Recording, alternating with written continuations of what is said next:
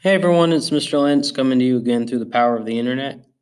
Today I wanted to show you a cool Google Docs add-on that will help you with editing and revising any kind of papers that you're writing for any class. So this add-on is called SAS Writing Reviser. And first let me show you how to get it. So I've got this Google Doc open, and up at the top where it says File, Edit, View, Insert, etc., you want to go to Add-ons. And I already have it. But to get it, you click add-ons and you go to get add-ons.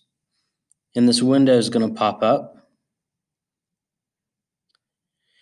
And you're going to search it up. So that's SAS Writing Reviser. There it is.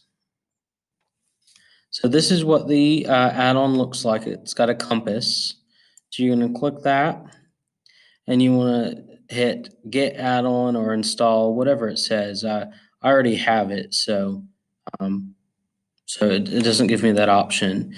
And then you'll want to sign in with your Google account whenever it's asking you to sign in or anything. But so that's how you get the add-on. And then to actually open it and use it in the doc, you go to add-ons and you should see it there now. So SAS Writing Reviser. I'm going to hover over that and I'm going to click Open Writing Reviser. And then it will open up a window. Now, if this is the first time you're using the Writing Reviser, it might ask you to sign in. And again, you just want to sign in using your school's Google account. But once you sign in and you're able to use it, it'll give you a bunch of choices, a bunch of like options. You can see sentence economy, sentence variety, sentence power, sentence clarity, and other support tools. And underneath each one of these categories are what I like to call topics. Now, these topics, if you can only click one at a time, but what they do is if you tend to be a writer who doesn't say things in as concise of a manner as possible, maybe you have maybe you have trouble with wordiness in your writing. So what you can do is you can select the wordiness tab, and it's going to highlight it's going to scan through your paper and highlight anything that it'll identify as like unnecessary or extra.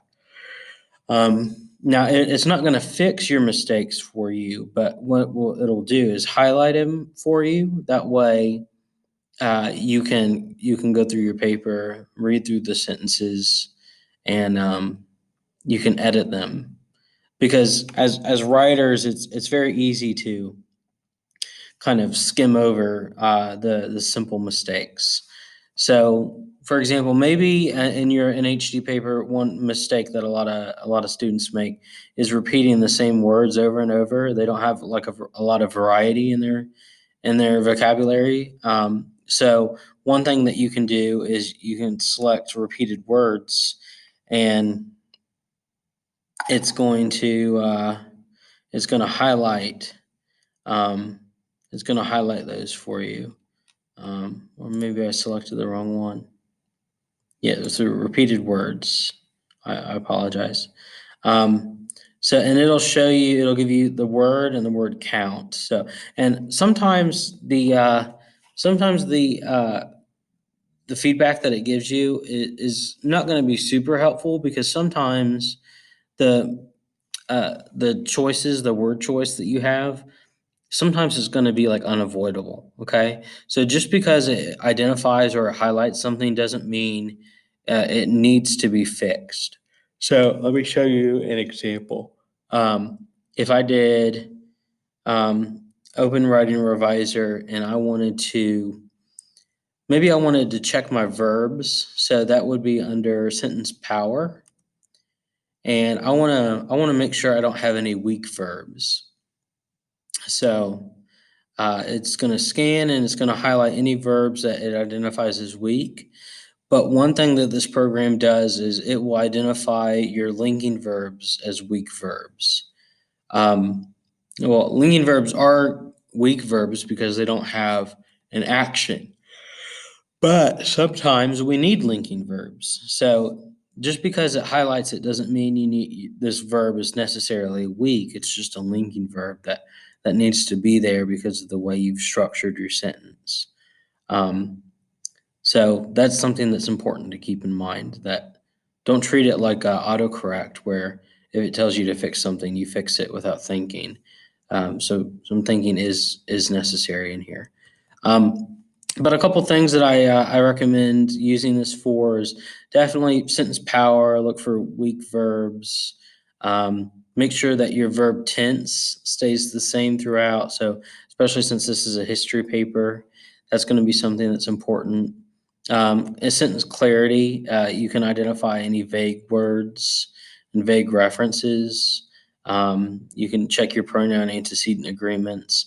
Again, you can only do one of these things at a time.